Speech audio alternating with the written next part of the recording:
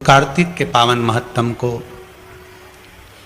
शिव महापुराण के माध्यम से कार्तिक के महीने में संपूर्ण जनमानस को श्रवण करा रहे हैं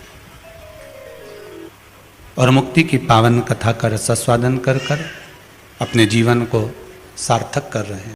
कार्तिक के महीने में सबसे बड़ा अगर व्रत का कोई नियम है तो केवल एक नियम सबसे बड़ा है, सुबह ब्रह्म मुहूर्त स्नान करना और दूसरा दीप लगाना, दिया प्रज्वलित करना, दीप। और कार्तिक महत्तम का जो विशेष वर्णन है, कार्तिक का महीना चल रहा है, अगर ज्यादा दुख है, तकलीफ है तो दुख दहन स्त्रोत का पाठ। कौन सा पाठ? दुख दहन स्त्रोत का पाठ। आप इन तीन वृक्ष में से आंवला हो, पीपल हो, चाहे बेलपत्र हो, इन तीन वृक्ष के नीचे कहीं पर भी बैठकर आप उस पाठ का स्मरण करो, घी का दीप लगाकर। बाबा चाहेगा मेरा विश्वनाथ तो आपके दुख को नष्ट करेगा और सुख का आनंद प्रदान करेगा। विष्णु पुराण किस किसने सुनी है? हाथ उठा। विष्णु पुराण का 5वां अंश कार्तिक खंड वर्णन करता है, या स्कंद पुराण का कार्तिक खंड को उठा लीजिए, वो वर्णन करता है 24 तरह के दिए होते हैं। कितने तरह के? 24 तरह के दीप होते हैं। उस दीप में सर्वाधिक श्रेष्ठ दीप होता है तुलसी दल का, तुलसी की डंडी से जो प्रकट किया गया। बत्तियों का भी क्रम है, एक लंबी बत्ती होती है, एक गोल बत्ती होती है। होती कि नहीं होती? लंबी और गोल। एक सहस्त्र बत्ती होती है। करें दर्शन कभी? यहां पे माताएं बैठ बैठ के बनाती रहती है 100 बत्ती, 108 बत्ती, 108 बत्ती बनाकर भगवान के सामने। उसका क्या प्रमाण है? कौन से पुराण में लिखा है कि 108 और सहस्त्रावली बत्ती लगाई जाए?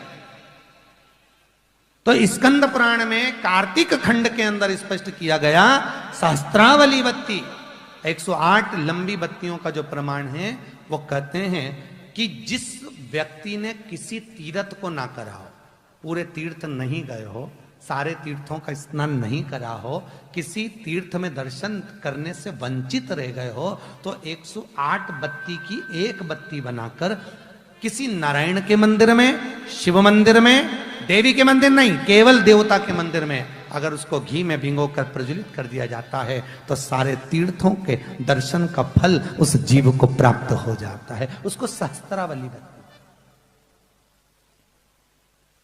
108 बत्ती एक गोल होती है, एक लंबी होती है।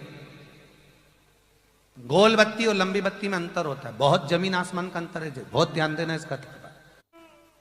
गोल बत्ती किस किस देवी देवता पे लगती है और लंबी बत्ती किस किस देवी देवता पे लगती है? तो स्कंद पुराण और विष्णु पुराण दोनों कहती है जो लंबी बत्ती होती है वो पितरों की जगह पर, पूर्वजों की जगह पर, पूर्वजों की जगह पर, बड़ के पेड़ के नीचे, पीपल के पेड़ के नीचे लंबी बत्ती का प्रमाण है। किसी देवी के स्थान पर, जो देवी की पूजन करते हैं, जगदम्बा की पूजन करते हो, पार्वती की करते हो, लक्ष्मी की करते हो, कुल देवी का स्मरण करते हो, लंबी बत्ती का प्रमाण। और जो गोल बत्ती होती है, वो गोल बत्ती का प्रमाण किसी हनुमान मंदिर, राम मंदिर, शिव मंदिर, जितने देवताओं के मंदिर है वहां पर गोल बत्ती का प्रमाण। लंबी बत्ती देवी के स्थान पर इसलिए जलाई जाती है क्योंकि देवी वंश की और लक्ष्मी की वृद्धि करती है। तो लक्ष्मी और वंश बड़ा होना चाहिए, लंबा होना चाहिए। और देवता के सामने गोल बत्ती इसलिए लगाई जाती है कि हमारा मन, ये चित्त, ये वृत्ति आपके चरणों में टिकी रहे और एक दिन हम भी वैकुंठ का वास करें, इसलिए गोल बत्ती। कार्तिक महीना प्रारंभ हो रहा है। मेरे शंकर भगवान के दरवाजे पर जाकर, मेरे शिव भगवान के दरवाजे पर जाकर दीपदान जरूर करो, दीप जरूर लगाओ। और अगर मौका मिल जाए इस पूरे एक महीने में तो कुबेरेश्वर बाबा की धरा पर जाकर 5 दीप घी के अवश्य जलाओ। अगर मौका मिल जाए कार्तिक महीने में दीपदान करने का तो कुबेरेश्वर बाबा भंडारी अगर मौका लगा दे, अगर वहां से आप लोग क्रॉस हो रहे हो, निकल रहे हो, जा रहे हो, तो अपनी गाड़ी में 5 दीप बाबा के लेकर जरूर मैं दीप दान करूं कुबेर भंडारी के दरवाजे पर, तो मेरी जिंदगी का भी भंडार बढ़। शिव भक्त को शिव भक्ति के ये 5 क्रम बताए गए हैं। पहले नंबर पर बुरे लोग दूर हो जाएंगे, बेकार लोग आपसे दूर हो जाएंगे। दूसरे नंबर पर धन बढ़ने लगेगा, संपदा। जब जरूरत पड़ी, तुम्हारे ऊपर कष्ट आया, पैसे की जरूरत पड़ी, तब बाबा आकर दे जाए, व्यवस्था कर दे। तीसरे नंबर पर सपने में शिव दिखने लगे। और चौथे नंबर पर बिना कारण लोग नफरत करेंगे, ईर्ष्या करेंगे, और बिना कारण लोग बोलो प्रेम करेंगे, प्यार करेंगे, स्नेह करेंगे।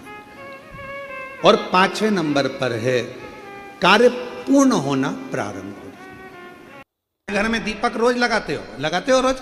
मंदिर में दिया जलाते हो, पीतल का, तांबे का, चांदी का, स्टील का, जो दिया तुम्हारे घर में होगा रोज लगाते हो। बत्ती रोज जलाते हो, 5 दिया होंगे तो कभी बदल बदल के मांझ कर, खासा कर धोकर उस दिए को लगाते हो। पर कभी विष्णु पुराण को पढ़िए, विष्णु पुराण में दीप की महिमा आई है। और विष्णु पुराण में जब दीप की महिमा को हम पढ़ते हैं तो उस दीप महिमा में वर्णन आता है कि दीप देव में इतना बल हो जाता है, रोज दीप लगता है भगवान के सामने, रोज उतारा जाता है, रोज बार बार उतरता है, उस दीप में इतना बल आ जाता है कि यदि कोई बीमार व्यक्ति है और उसका रोग समाप्त नहीं हो रहा, तो वो जो दीप है जब वो ठंडा हो गया, उसी दीप को पानी के अंदर डाल दिया जाता है और उसी पानी से उस व्यक्ति को स्नान कराना प्रारंभ कर दिया जाता है, तो उसका रोग समाप्त हो जाता है। इतना बल दीप में हो जाता है।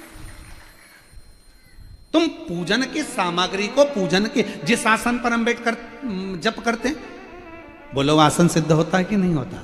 जम के तो बोलो। जिस माला पे हम जप करते हैं, माला सिद्ध होती कि नहीं होती है? माला सिद्ध हो जाती है, आसन सिद्ध हो जाता है, वस्त्र सिद्ध हो जाता है।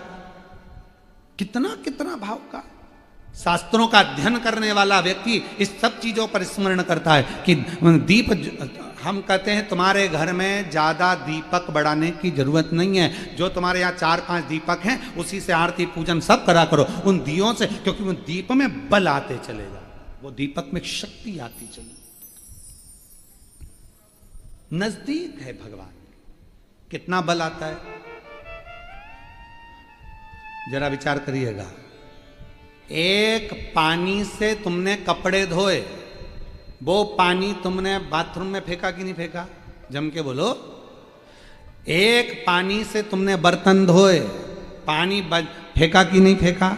बोलो जम के। फेंक दिया। पानी वही था जो तुम्हारे नीचे हापसी का, हेडपंप का, ट्यूबवेल का, तुम्हारे नल का पानी वही था। वही पानी से कपड़े धोए, वही पानी से बर्तन धोया, और वही पानी तुमने शंकर जी को स्नान कराया। वही पानी तुम्हारे घर में जो भगवान थे उनको थाली में रखकर नहलाया। अब बताओ, जिस पानी से तुमने स्नान कराया वो पानी को तुम बाथरूम में फेंकोगे, नाली में फेंकोगे, गटर में फेंकोगे? नहीं, उस पानी को ले जाकर तुम कहीं पेड़ के नीचे, क्यारे में, तुलसा में, जहां अच्छी जगह होगी वहां डालोगे। क्यों? क्योंकि वो पानी भगवान का स्पर्श कर लिया, इसलिए पूजनीय हो गया। जो दिया भगवान के मंदिर में रोज जाता हो, जो लोटा भगवान के मंदिर में रोज जाता हो, वो अपने आप में सिद्ध होते चले जाता है, उसकी सिद्धि बढ़ती चली जाती है। उसकी सिद्ध प्रयास करना। दुकान नहीं चल रही हो, व्यापार नहीं हो रहा हो, तकलीफें बहुत ज्यादा हो, घर में क्लेश जाता हो, अशांति ज्यादा हो, पैसे नहीं आ रहे हो, 1 रुपया कमा रहे, 1.25 रुपये खर्च हो रहा है, बहुत टेंशन है, तो शरद पूर्णिमा से कार्तिक पूर्णिमा तक एक हल्दी और कुंकू, ये थोड़ा सा मंदिर में लेकर जाइए। हल्दी और कुंकू जरा जरा सा ले जाओ, अशोक सुंदरी वाली जगह पर पहले शंकर जी पे जल चढ़ा दो, अशोक सुंदरी वाली जगह पे जल चढ़ा दो, और वह हल्दी और कुंकू की एक एक बिंदी अशोक सुंदरी वाली जगह पर अपनी कामना कर कर लगा कर आओ।